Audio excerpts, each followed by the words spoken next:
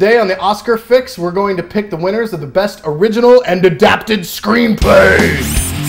Oscars 2010. Hi, I'm Eric from Scene Stealers, and look, JD's here. And I'm JD from Scene Stealers. Yes. And we're going to do our annual Oscar picks. This is the first episode. We're going to pick original screenplay and adapted screenplay for you. So use this in your Oscar pools if you want to win big money. Big money, big money. All right, I'm going to start with Best Original Screenplay. The nominees are for The Hurt Locker, Mark Boal; for Inglourious Basterds, The Q, Mr. Quentin Tarantino; for The Messenger, Alessandro Cayman and Oren Moverman. He's the director. I don't know. Whatever. A Serious Man, Joel and Ethan Coen. And then lastly, Up. The screenplay nod goes to Dr. Bob Peterson and Tom McCarthy.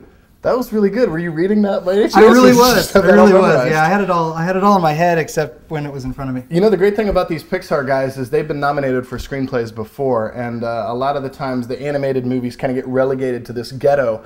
This year that's not happening, and we're going to talk about that later, but I think it's a testament to the writing at Pixar that these guys consistently get nominated for movies like WALL-E and Finding Nemo and stuff like that. Unfortunately, it's not going to be enough to help them this year. I really think that the Oscar's going to go to Quentin Tarantino for Inglourious Basterds, and he won for Pulp Fiction, but you know that when a director is nominated in the writing category is always that place where they kind of award the edgier stuff. And I wish it were, but I don't think that this is going to be Tarantino's year for picture or director, so I think he's going to win the screenplay. This is the place where he's going to get it. Yeah. If there's anything else in this category, though, is there a sneaker in here? I agree. This is, in my opinion, Tarantino's strongest film since Jackie Brown. Yeah. Probably for me in terms of just the whole picture. I think it's actually probably my favorite film that he's ever done. Wow. I mean, really, really fantastic film. Yeah. So I would love to see him take this award. Is there anything else you think? Yeah, the sneak attack would be Mark Boal for The Hurt Locker. Yeah, agreed. Yeah. All right. There it is, Best Original Screenplay, done and done. Moving on to Best Adapted Screenplay, we have for District 9, Neil Blomkamp and Terry Tatchell. For An Education, we have Nick Hornby, the famous Nick Hornby author. For In the Loop, screenplay by Jesse Armstrong, Simon Blackwell, Armando Iannucci, not going to happen. It's not going to happen. Tony Roque. Precious, we have Jeffrey Fletcher, and for Up in the Air, screenplay Jason Reitman and Sheldon Turner. That's it right there. What are your thoughts? Jason Reitman, Sheldon Turner, they're going to win. And basically, again, this is exactly the same. You can use the same principle that I applied to the last one. This is not going to be Jason Reitman's night either, but they are going to give him this award.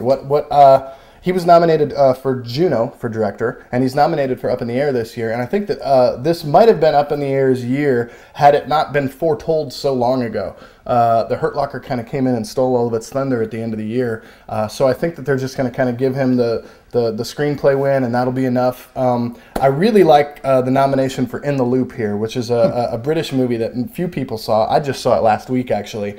Wow, it's a political satire, British movie, and it just flies. The dialogue is just full of F-bombs, and I mean, it's really clever stuff, and nice to see it here, but like you said, I'm not going to win. So. What do you think? What's up with the District 9 nomination in this particular category? I think it's a little bit straight. I mean, the film is interesting. It's definitely a bold kind of, out of the blue kind of picture, which I think is really cool that it's gotten some attention. But I'm curious about where this nomination got. Well, like you said before, I think that the idea of the movie, the concept behind it is really new and really unique and was really well done. But I wouldn't necessarily award it a screenplay nod. I think that this is, again, the edgy category, so that's what they do. And if there weren't such stiff competition, I think District 9 might have a chance, but they're just lucky to be there as well. Jason Reitman's his spot in the night, his moment to shine. Yes, Step up and shine, Reitman.